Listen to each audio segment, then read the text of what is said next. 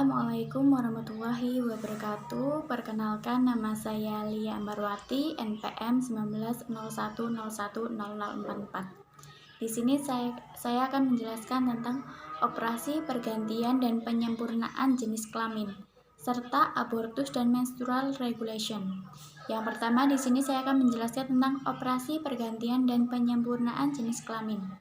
Operasi ganti kelamin atau juga sering disebut operasi pergantian jenis kelamin adalah pembedahan yang merubah struktur seksual atau jenis kelamin seseorang, baik dari segi penampilan dan fungsi dari seorang pria menjadi seorang wanita ataupun sebaliknya. Operasi ganti kelamin ini hukumnya haram berdasarkan dalil Al-Quran dan Sunnah. Dalam Quran Surat An-Nisa ayat 119 dijelaskan, "Dan aku setan akan menyuruh mereka mengubah ciptaan Allah, dan mereka benar-benar mengubahnya." Sedangkan para ulama fikih mendasarkan ketetapan hukum tersebut pada dalil-dalil diantaranya yaitu hadis Nabi Shallallahu Alaihi Wasallam, Allah mengutuk laki-laki yang menyerupai wanita dan wanita yang menyerupai laki-laki. Hadis riwayat Ahmad. Mengubah alat kelamin dari pria menjadi wanita atau sebaliknya yang dilakukan sengaja, misal dengan operasi kelamin, hukumnya haram.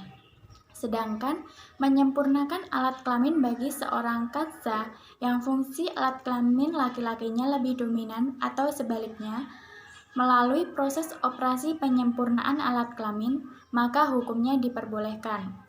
Kedudukan hukum jenis kelamin orang yang telah melakukan operasi ganti kelamin adalah sama dengan jenis kelamin semula sebelum dilakukan operasi, meskipun telah memperoleh penetapan pengadilan.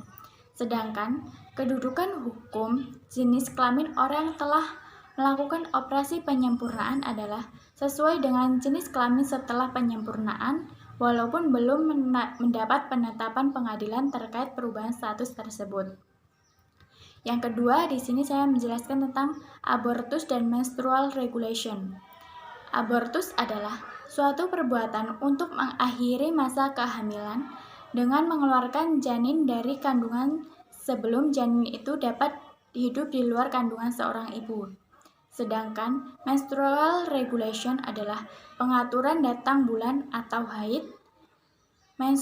Menstrual regulation ini dilakukan terhadap wanita yang merasa terlambat waktu menstruasi dan berdasarkan pemeriksaan laboratorium ternyata positif hamil dan mulai mengandung, dan dia ingin menggugurkan janinnya.